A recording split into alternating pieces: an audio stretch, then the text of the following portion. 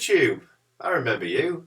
Hello, it's me, it's Mr. Attics. I'm here with a bit of a cold to continue my very sporadic series of videos on Wing Chun and what it means and what it is and my personal thoughts about it. Okay, so in this video I'm going to teach you a little bit about my thinking around how to supercharge your Wing Chun training. Now this is a little bit different from me. Previously I've been speaking about Wing Chun to people who may not necessarily understand it, or people who don't train in it, to try and talk a little bit of how it fits within the sort of the general world of fighting and training, what have you. But for this one, it's just for you and me, Wing Chun practitioners, okay? That's everything else. These are just my opinions and you don't have to necessarily agree with them. Believe me, if you don't, there's a comment section right down there for you to tell me what an idiot I am, and that's cool too, okay? But you might find this interesting. Okay, so here's 3 ways to supercharge your Wing Chun training, okay? First of all, number 1, a graphic would go here if I had the time and could be asked. The first one is learn your concepts, okay? You can teach a monkey how to do tan sao. You can teach a monkey how to do chain punches. But as a human being with a human being mind, you need to learn the central concepts behind them. And I'm talking if you're not just a beginner, if you're sort of intermediate or getting towards intermediate, you need to start thinking about the concepts behind what you're learning. Okay, Wing Chun is often described as a thinking person's martial art because it's more than just hitting heavy bags repetitively, blah, blah, blah. For it to really work properly, you have to understand the concept. And by concept, I mean things like centerline theory, okay, elbow energy. Yeah, thinking about which parts of which move you are energizing, which push you're putting your energy into. Think about Sulin Tao, the fact that you're generating energy. Okay, all this sort of thing. It's coming back here. When does it come on? When does it come off? What does this mean?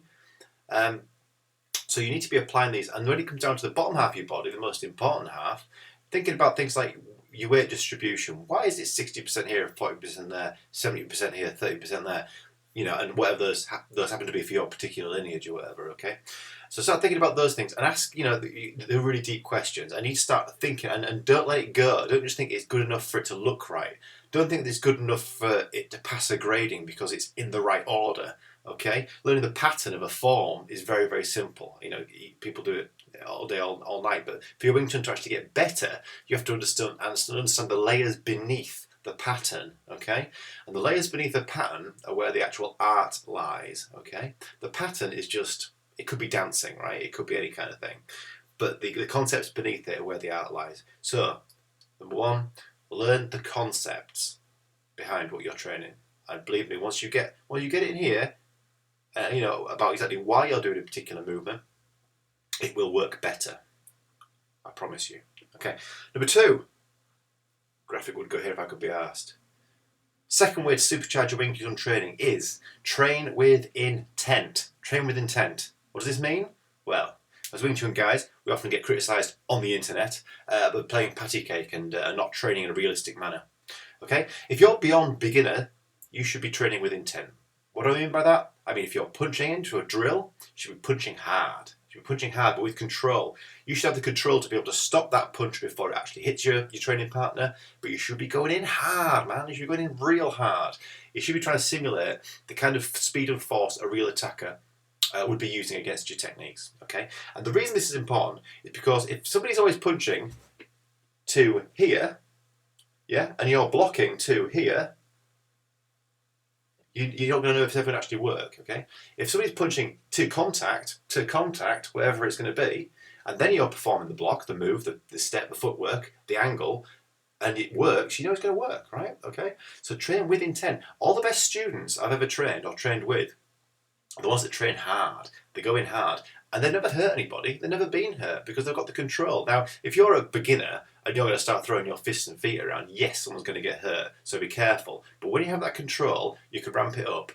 And if you ever think this is ever going to work for me, just go in harder, you know, and just keep really testing it. You know, iron sharpens iron, right? So use iron. And if you're training with other people, you're helping them by striking in hard and fast and with intent. So number 2 is train with intent, okay? It pressure tests your Wing Chun in a nice, safe, controlled environment. If you get it wrong, you go, oops, and then you do it again, and you get it right, okay? If you're getting soft, weak, punch, is that okay? Okay. You're learning nothing, and you need to train with somebody else. And if somebody isn't giving you intent, pick them up on it. Say, you are not helping me. You're not helping me by refusing to engage with me. Okay, that's number 2. And number 3,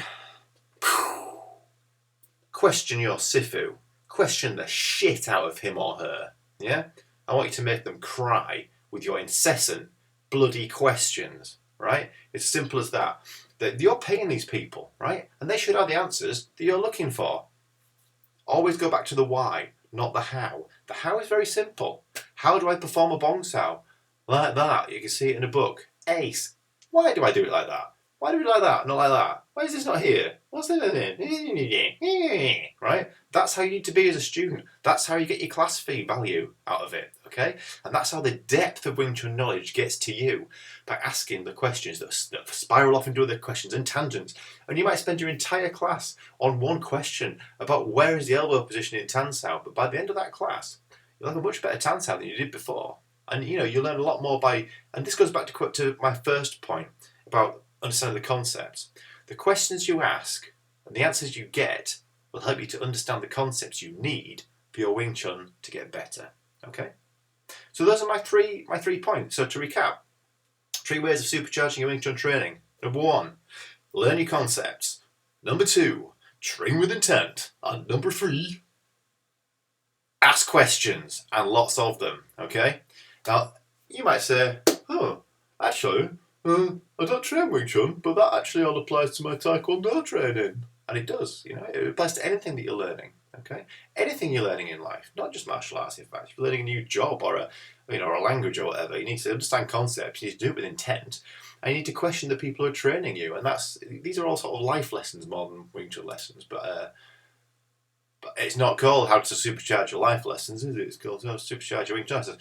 Okay, so I hope that was useful. I do plan on being back more regularly. As usual, if you've got any ideas for me to make videos about, stick them in the comments. I read them all. I reply to the ones that are sensible. I ignore the ones that are troll jobs, because my life's just too fucking busy with that shit.